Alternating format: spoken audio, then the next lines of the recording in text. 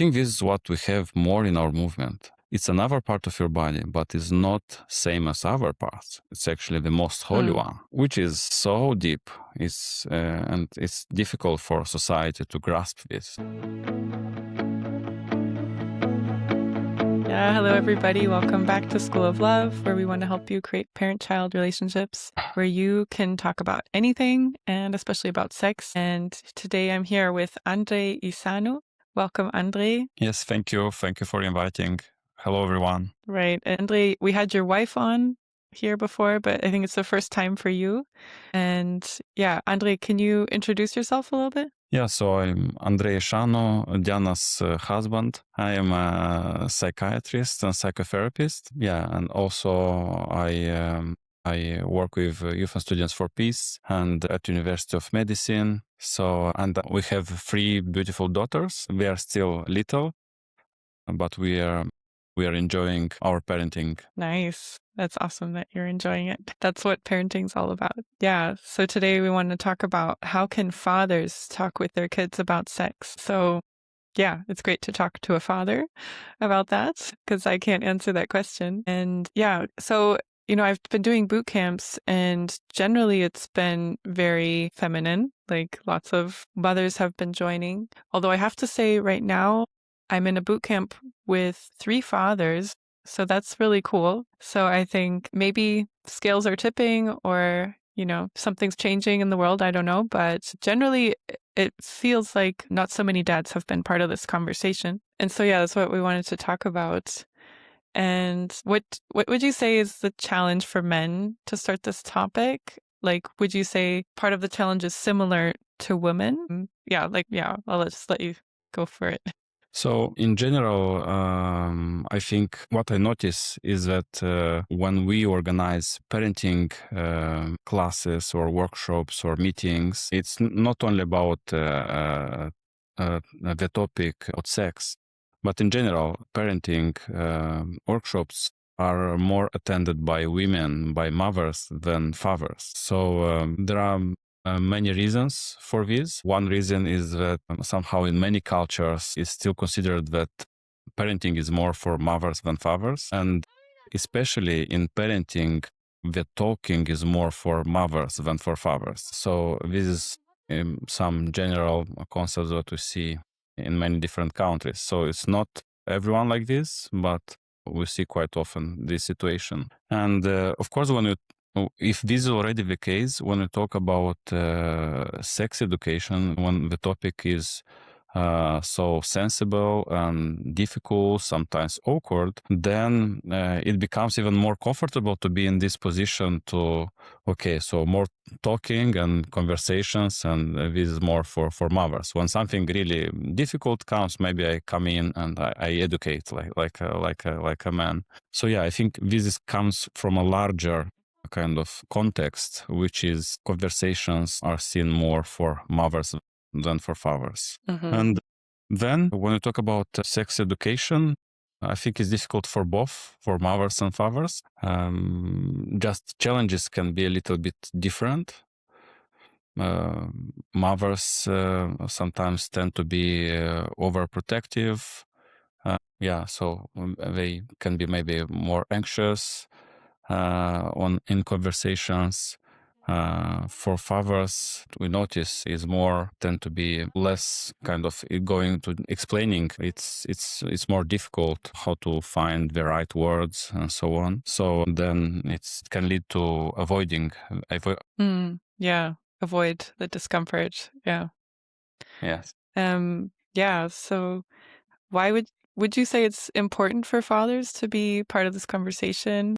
And if so, why is it important? Yeah, for sure it is important for fathers to be involved in parenting, and parenting means also to spend time, I agree, and also to do something together, but also to talk, to communicate. It's really important for both parents to be involved in especially very important topics. So this is a very important topic for our life, for everyone's life. So I think it's important that both parents are involved, and also both shape the understanding or model of role of mother and father in their children, and in future they also shape the model of couple relationship. So it's not only talking about it, it's also of course showing couple relationship, how you communicate in your couple, how you handle conflicts and so on, but also besides this also to communicate and to talk directly to children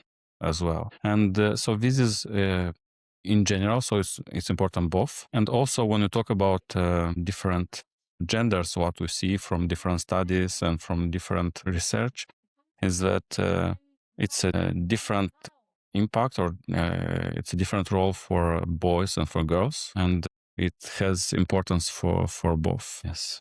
Yeah, I really like just this simple thing of what you said, that it's an important conversation. Yeah, of course fathers should be involved in it, right? Like you want to be talking about important things with your children and talking about sex and, leading our children towards the blessing. That's definitely an important thing in life. We wish for them to be the happiest they can be. And if we believe that the blessing is that, then we want to give them the tools to get there. And so, yeah, I really believe that this is a very important conversation, or many conversations to have, and as well as, talking about the challenges that might come and how to get through them. It's definitely important. So, yeah, it's a really good point. Yeah, I think what I also want to add that one is about sex education. One thought that parents can have is I'm not sure, or I don't want that talking about sex maybe can encourage them thinking more about sex and can encourage them to have sex too early. And this is one of the myths that if talking about sex it will encourage them. It's not true. It's actually, when it's clarity and understanding about things, then your curiosity is a bit not that high comparing when it's something hidden there or not, or like some kind of mystery there. So when you're more curious and you want more of that thing. So this is one thing. And another thing is also not to say too much. I mean, also what is age appropriate. I think this is the one of the biggest struggles. I see that parents want to talk maybe sometimes, but then how should I talk to a 4 years old or to a 7 years old or 12 years old? It's already too big, so maybe I didn't talk before, maybe I shouldn't talk anymore. So it's this is another challenge, like how to have age appropriate kind of communication. Yeah, so another thought in parents' mind is not to say something wrong. So then I want to teach them, but sometimes maybe not to say anything to avoid saying something wrong. So this is a few kind of other barriers in parents for communicating with children about sex. Yeah. Yeah, for sure. But yeah, it's so true. Like I think all human beings, we also know as adults, like if there's a mystery and we don't know something about it, maybe just little bits and pieces, then we want to know the rest. And it's the same with our kids. Like, they hear little things maybe on the playground or at school in the classroom, but then they don't know the whole story. And so that just makes the curiosity stronger. And so if we can just lay it all very clearly for their age, appropriate for their age, then yeah, it doesn't become this strong urge to know more. So, yeah, I definitely like that point and agree that it's just a myth that it makes kids, really attracted to sexuality just by talking about it. Yeah. And yeah, so, one thing I've experienced is, so wives, they want to start having this conversation in their family, but yeah, their husbands are not yet on the same page. So, like some wives join the boot camps and, they want to start this new way of, answering questions openly. But, one thing, their husband couldn't join the boot camp, someone has to watch the kids. And then, you know, they they need to somehow find a new way to bring in this culture actually together, right? Because you parent together. But it's not easy always for some couples, So I'm just wondering, like, what could be a wife's role in supporting her husband to start having these conversations more as a family? Yeah, so I think it's important not to push too much Hmm. and also not to accuse, like you never talk to your Yeah. children. I hear this many times from Hmm. this accusation, and you never talk to your children in general, and then of course, you're not able to talk about sex, and so this pushing and accusation, of course, it brings more conflict and difficulty to fathers to be more involved. Another thing is to talk separately and to see, also to remind for your couple about your values, why this is important, so on, to encourage each other. And sometimes is to try to do together. I think to do both parents together is also can be easier for fathers than to be alone there, and to especially if mother already has some success with this, is good to invite father also in this conversation. Just recently, actually, we had this situation when Diana, my wife, she had a conversation about sex with our daughter, and she was kind of afraid and ashamed about this uncomfortable discussion. So, I mean, maybe about in general that this topic is new, and she actually asked, like, Diana, please don't tell to father. And I'm glad that Diana explained, no, it's important that father also knows, and it's important that you feel open to talk to both of us, or we are together in this, we are one team. And in a way, Diana, my wife, she just showed and explained in a real situation to our daughter that we are parents with one team. We are not separate, and I feel very very happy about this. That it helped me now to have easier already access to this conversation and to this topic in general. So yes, this is like how wives can have this role in support fathers in communication. Yeah. Yeah, really good points, I think, because accusing or, pointing out what's not yet existing is definitely not helpful. If I could just add to what you said, I think also just really investing maybe even more into the relationship between the couple, because I feel sometimes maybe my husband and I, we might have different views about different things, but if you just keep like investing into the relationship and talking here and there about like why this is important or why, I believe this, just by being connected and sharing about it, I feel like you eventually can reach your spouse. Of course, it's not overnight or something, but it's definitely, through this connection that, that like my spouse can understand my perspective and then eventually might see and understand the importance, So yeah, just continuing however you can connect with your spouse, if it's date night or just,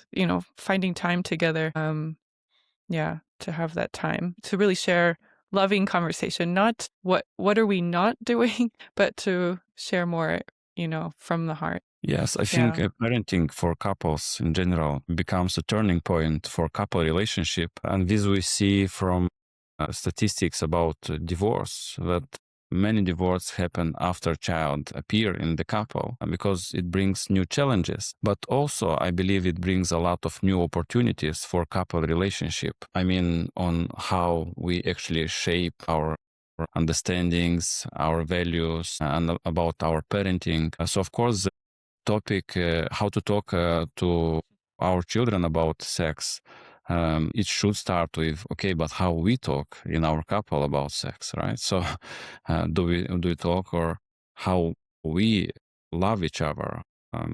So these challenges, in a way, this can bring, I think, new opportunities for the couple to become stronger, more connected, and more together, more one in relationship. Yeah, for sure. Yeah, I recently interviewed a couple and they do marriage coaching, and this was something that they were really living as an example, that they made sexuality like just such an easy topic to talk about in their couple. And then they wanted to pass this on to their kids by, making sure that they're the first people that their children hear from about sex related topics. And then also just making sure they always invest into their marriage again and again and again. So yeah, it's really, I feel like it's just showing your children like how great it can be when you really believe in this, you put the value into that, and then you can make it so special. Yeah. So how could maybe if a father thought, okay, I wanna try this, I want to start doing it, what could be like could is there some easy little first step that he could do if he's feeling still maybe unsure? How do I start talking about sex? Yeah, how can they start taking on these conversations?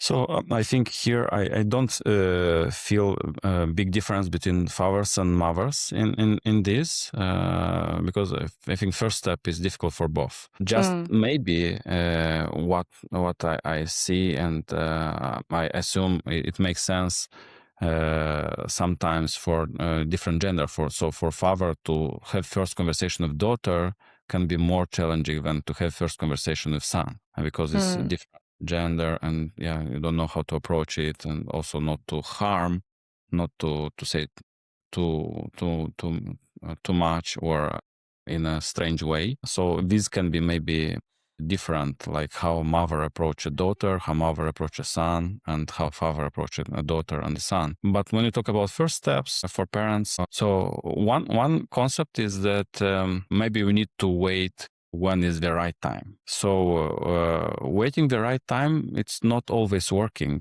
because somehow they start learning from the environment around them, from the peers, from the I don't know internet, from others. Somehow maybe they can somehow see something on TV. So waiting the right time is not the best advice, is really to be proactive. Unfortunately, I think we need to be proactive, especially in our era when we have so much online and children start learning and see things from very early age. So I read this concept that even if you don't say anything, it doesn't mean your children doesn't learn. So mm, they learn it anyway. So they can, if me as a father, I don't talk to my children, they can learn two things. One thing, they can learn about sex from other sources and many times can be dangerous. And second thing, they learn that, so fathers are silent. mm, We don't need to communicate, and this teaches for sons when they become husbands, they don't know how to express or to talk about this to their wives, and for daughters, they also learn that when they become wives, yeah, I shouldn't talk to my husband about this. So right. this is like two things that important things that they learn when you are silent. So you believe I'm silent, they don't learn anything, but they learn. Unfortunately, not what we want. And another thing, of course, is not to push it too much because so this is a difficult actually balance. Yes, we want to be proactive, but also not to be too pushy. So it's not to give hard lectures and like 1 hour lectures about I don't know sex education, which can be Yeah. scary, uncomfortable, and so on and so on. So proactive, but in a balanced way, little by little. And of course, for it's helpful when you have different natural situations. For example, we have situation when you go in the mall and you see, I don't know, almost naked woman or like, I don't know, like a couple kissing or something else. So these are natural situations that happening and children usually are curious. They wonder and they can ask. So this is, I think, perfect moments for to talk. And sometimes maybe you are busy or I don't know. You can say, okay, this is actually a very important topic. Nice, thank you for asking. Can we talk about this a little bit later?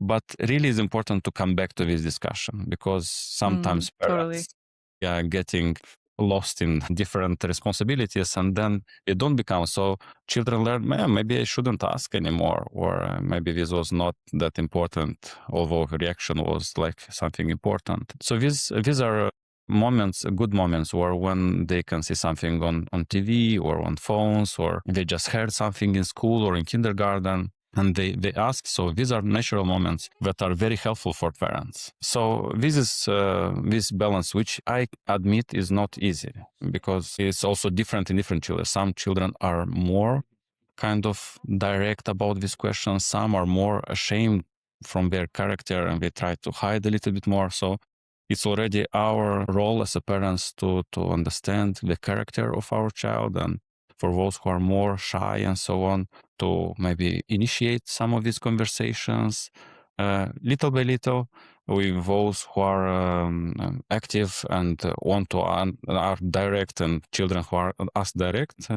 We just need to learn how to be able to answer those questions and to prepare, and not to feel ashamed if maybe I don't know the answer now. Maybe you need to read more on internet or to search, or and then to postpone a little bit, but to come back to the conversation. So these are some points. I think really important is not to have too long. And what I also read and I actually practice is it's more helpful to have a side-by-side conversation than face-to-face. So having this conversation when you have a walk, or for example, when you give a ride to the school or kindergarten or to gymnastics or any other activities children have, short conversation, 5-10 minutes, can be more easier. It's less kind of these heavy emotions there, because when you have face to face and when you have now let's talk about this, it's really more awkward and more difficult to handle. Yeah, that's a really good tip. And also, just this fact of what you said, that like if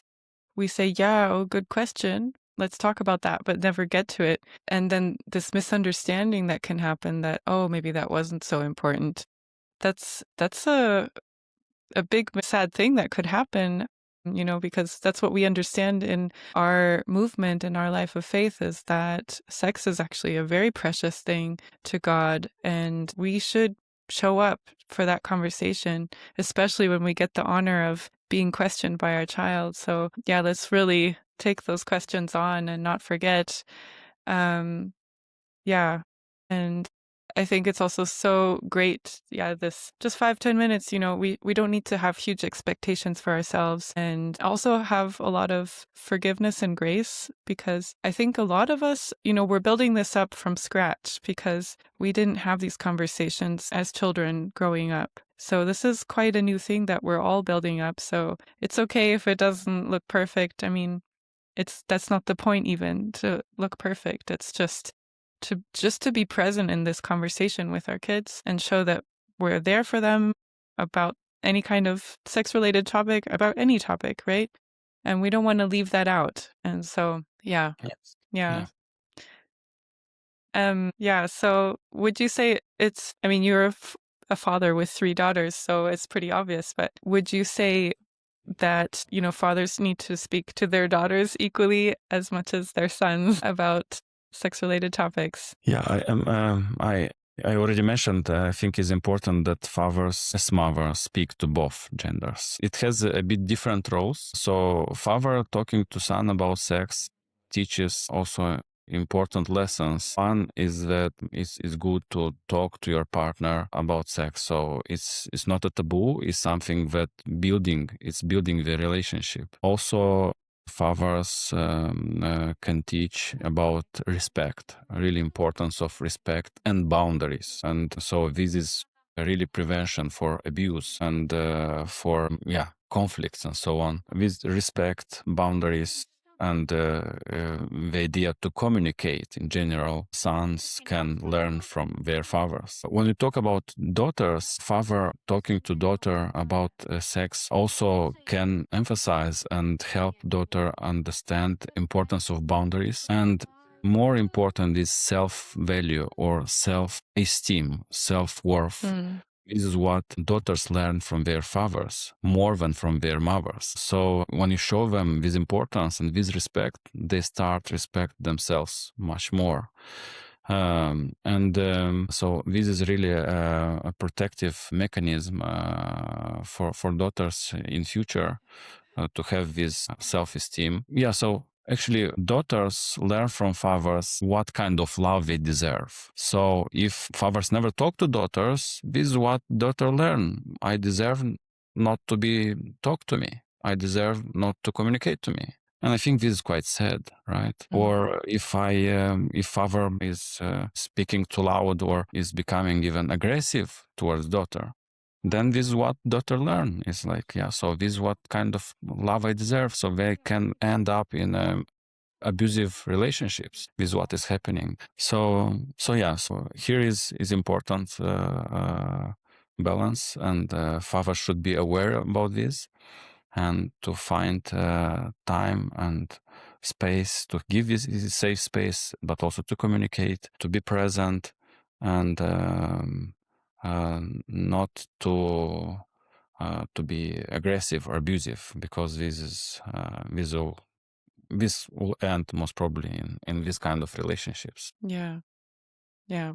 Yeah. I think both parental roles, they play huge uh, such an influence in our kids' lives. And I know when I first married my husband, I thought, wow, I want to have sons just so he can be their role model, because I just admire his integrity and how he just really showed up for the blessing, ready to give. And I want that for some future sons. But of course, also the other side, like for my daughters as well, to really learn from him in that way, like you said, I think is really, really important. So yeah, I totally agree. Like we should really keep this conversation open with both parents. And I do feel like, you know, I can speak so much about the womanly side, and I love sharing also with my sons, about what periods are like, what is it for, when does it stop, when does it start, at what age. And so we talk about these things, and I think it's important, because they're going to have women in their life too. And, I think it makes sense that they understand these biological functions that are pretty important in life. But then, there are lots of topics that men have. And so these are things that I could try to study about, but, I never experienced them. And so that's why I think it's really great when, my husband or when fathers can share their side as well. However, I think it does take practice to start to feel comfortable about that. But I really do feel it benefits our kids, Like I wish my parents had talked not only more about sex, but also taxes. So I was ready, to not have to be overwhelmed in life with like taxes are so complicated. Like just the more we talk about everything, the more prepared we are. And sex is no different. So yeah. Yeah, at the same time, sex is the most important part in our life. So it's bringing new life. It's most important love, expression of love in couple. So yeah, I agree. It's important to talk about taxes.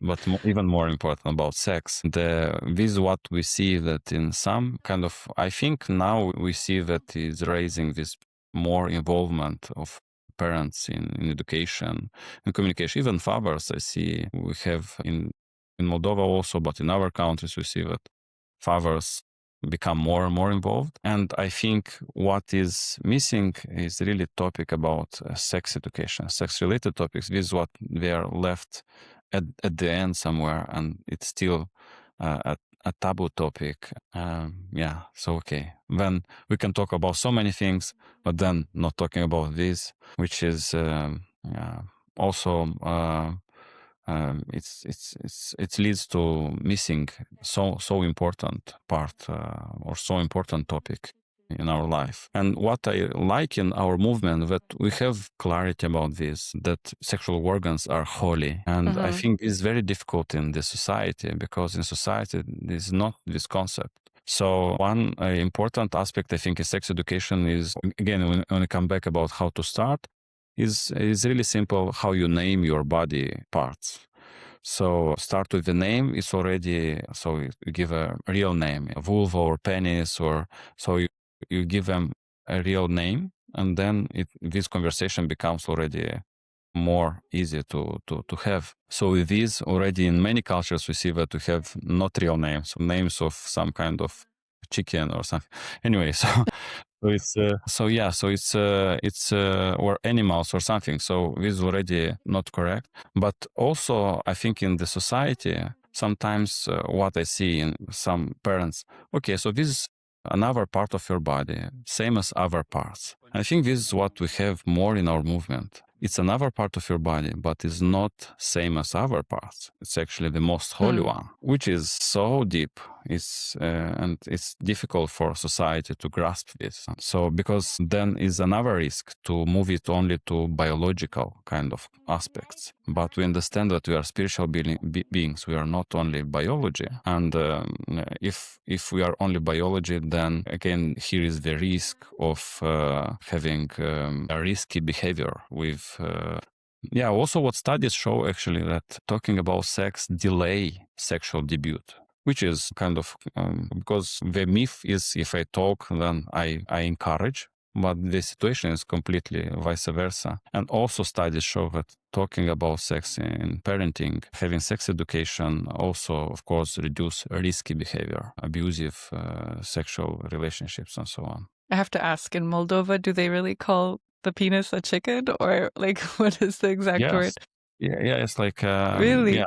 like but anyway, yeah, I know that in different cultures, in different languages, it's some any kind of so every culture has a different word. In German it's more just like they call it Pillamann, and it's like the peeing part of the body kind of. But I think it's really useful when we say the real word, and then we can practice to not be embarrassed saying this word, If your kids are little, then you can already practice then. If they're big already, then maybe it's good to talk with your spouse and get used to saying these words if you're not yet used to it. Because then you can be ready to talk about it with your kids totally calm and not embarrassed, and nervous to say them. When children went to kindergarten and start using these words, many educators, teachers, they feel uncomfortable because even in kindergarten, we talk with what is more culturally kind of expected. So when they were surprised, but for us it's more easy because we are both doctors. So when educators say, okay, it's clear these are children of doctors. So we talk with this. But I think it shouldn't be only for doctors. It should be for any. Yeah, for sure. Yeah, and I mean, we want our kids to have a good future sex life, like you said. It's one of the most important things in life. It is a very crucial point in a marriage, right? Like a marriage is just a friendship without sex. So sex is the point that makes you a married couple. And so, this communication about sex is so important. And I feel when we make it more natural in our family, then we're just building them up for more success in their future relationship. So, I think, every parent is doing their kids a favor by doing this, even though it might be a little bit tough, it might be uncomfortable in the beginning, but it really is so worth it for them. And it gets so much easier with time. Yes. Sorry, I will change internet provider. One second. Sure. Okay. Yeah, I think we can keep this. Yeah, don't worry if it's blurry, because usually later it. Okay. But yeah. So one issue, I was asking my husband, like, what should we talk about? And one thing that he said is, how do you make time for this? Because, a lot of men are working full time. So if you have anything to say to that, I know you also are very busy, Andrei. So how can you make time for this super important conversation? So I already mentioned that side-by-side talk can be easier than face-to-face, even if fathers are busy, but mothers also are busy with chores and with work, and many in our couple, we are both working full-time. So I don't think Diana has more time than me for children. It's again, we come back to the idea that it shouldn't be a long communication. It can be 5 minutes in some kind of text. So it's more to be open to it and to be proactive and to catch the moments when you feel safe to talk about this. So it doesn't take a lot of time actually. Of course, it's different when, for example, a father is abroad somewhere working or like it's not physically present. But even in this situation, now is online communication present, so it's still possible. But online, I can say that, of course, it can be more difficult. So if the father is there in the family, it doesn't require so much time. It's really more to be open to this. Yeah, to be open and keep it a priority. We can put anything in our calendar. So even this can go on the calendar if we keep it that important. And I think also it's just important in order to make these conversations really as good as they can be. We need to keep connected in our relationship with our kids for both parents, right? Because we can't just suddenly talk about sex when we haven't talked generally, in a deep way, or just, connecting to have fun. Our kids will hear us, but not really hear us. And so if we take time to, say, like, let me know, like, what's your book that you're reading? Tell me all about it. Or, whatever your kids love, and take time to listen to them. And then we have a foundation, I think. And then we can use those 5 minutes, if we're driving them somewhere, to connect, on other topics, or to bring up other things like sex related topics. Yeah. Because then this connection is just, it makes those conversations so much stronger and also so much deeper. And I think, yeah, parents that are having these conversations are actually so lucky, because they bring a new aspect into the relationship with their kids. And it could be, I mean, there's just so many interesting things to talk about also in this whole area. So yeah, let's get up the courage, guys, and yeah, enjoy these conversations. Our kids are only with us for so long, right? Yes, yes. Yeah, as you mentioned, sex related is not only the physical idea of sex. It's a lot about relationships, couple relationships. And it's a lot about intimacy as well, about dignity, about integrity, about respect. So these are huge topics, actually. So that's why I like this idea of sexual integrity. So the word integrity broadens this topic a lot. And I think this is also what is missing, because we know that in schools they want to introduce sex education, but it seems to me they kind of make it too narrow. It's not so much about integrity there, which is more about the physiological, biological aspects, which I think is not enough. And if it's not paired up with values, with integrity, then I'm not sure how well it can be received by children. So yes, talking about sex directly, it can be a way, a path first to start with relationships in general, the body in general. So then it can lead to talking more directly about sex as a love making, not just physiological, biological kind of aspect. Yeah. Yeah. They don't really learn this anywhere else. I think this greater aspect of sex. I mean, maybe in a few workshops, but also not necessarily, and most likely much later in life, right? When they've probably heard other things about sexuality. So, as parents, we have the benefit of, hopefully being their first source of information. And the first source is actually, when the kids are younger, they can soak in so much more. I love this analogy of the sponge. You put in as much information, of course, slowly over time, and then other, you know, um, alien information, strange information can't get in there if you have filled up that sponge as much as you can already.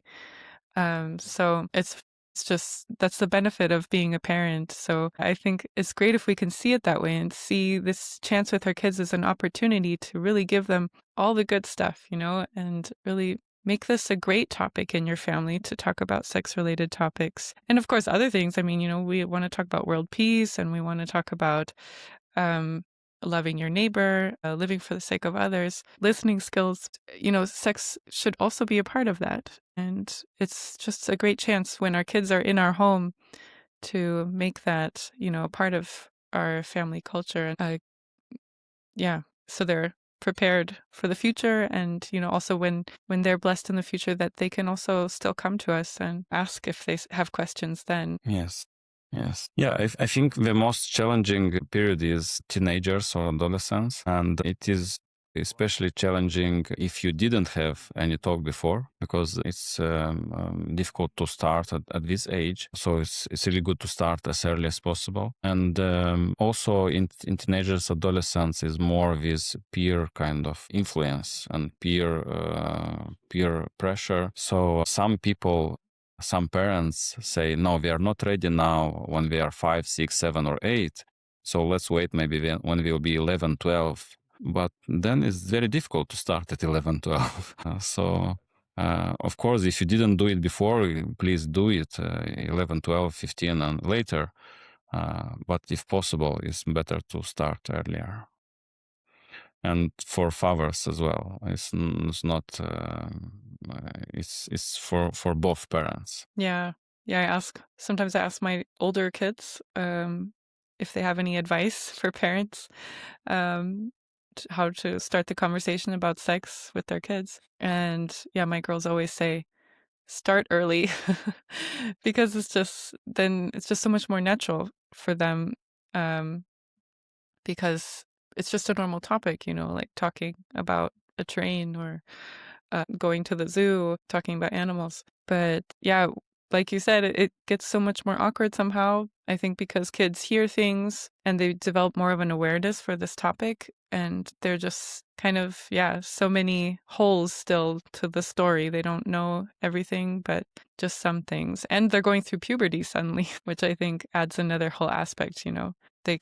They feel new changes in their body, and I think they just feel a lot more unprepared for them. So it's just, yeah, earlier is a great chance. But of course, bit by bit, it doesn't have to be, don't bring out your blackboards or your whiteboards to explain it in a lecture, like you said. But yeah, just little 2-minute conversations is already enough. Yes. Yeah, thank you, Andrei. It was so awesome to hear from you, and yeah, to hear from a father and a therapist as well. All these tips about how fathers can start this conversation. And I hope we gave you guys some courage to start it up if you haven't yet, or inspire you if you are thinking about it. It's definitely possible, like even if you're scared. We just had a testimony on our boot camp from one father, and he said, in the past, this was a very scary topic, but, just through recognizing how important this topic is